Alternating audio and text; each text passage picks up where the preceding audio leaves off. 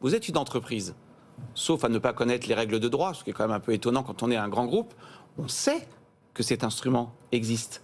Bien sûr. Donc, soyons rationnels. Et là, je retrouve ma casquette d'économiste, Gary Becker, prix Nobel d'économie. Pourquoi une entreprise ou un individu enfreint la règle de droit? Parce que le gain de l'infraction est plus grand que le risque. Donc, je pars du principe que dès lors qu'elles savent que le name and shame était codifié, elles s'exposaient à ce risque. Donc, elles ont pris leur risque. Donc, moi, ça ne me choque pas du tout. C'est un instrument juridique de sanction. Alors, est-ce que c'est le seul instrument? Non. Le premier instrument, c'est la sanction monétaire. Mais c'est là où je m'interroge. Vous savez, j'étais avant l'autorité de la concurrence, et nous, on faisait toujours deux choses. Enfin, ils font toujours deux choses. On met une sanction pécuniaire, et en plus, on fait une injonction de publication. Je peux vous dire que l'injonction de publication dans la presse, c'est ce que les entreprises redoutaient le plus, parce que cela porte atteinte à votre réputation. Je reviens à notre histoire de délai de paiement. Là où je suis un tout petit peu étonné, c'est que le name and shame doit venir pour moi en complément de la sanction. Mais la sanction, elle n'est pas très élevée en réalité.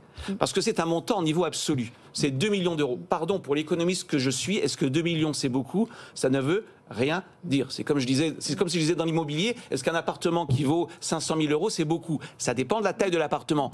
Donc si le gain de l'infraction est de 5 millions d'euros et qu'à la fin, vous payez 2 millions d'euros, excusez-moi, un raisonnement rationnel vous conduit à enfreindre la règle de droit. Donc le name and shame, il me semble, il est d'autant plus nécessaire dans cette histoire de délai de paiement qu'en réalité, les sanctions ne sont pas très élevées puisqu'elles sont limitées en valeur absolue. Pour un économiste,